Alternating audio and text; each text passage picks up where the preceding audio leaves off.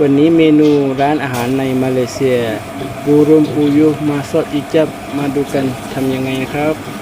ขั้นตอนแรกเดี๋ยวเราเอานกกระทาไปทอดก่อนนะครับ หลังจากทอดเสร็จแล้ว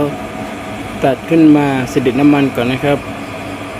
ต่อไปใส่น้ำมันกับกระเทียมเจี่ยให้พอสุก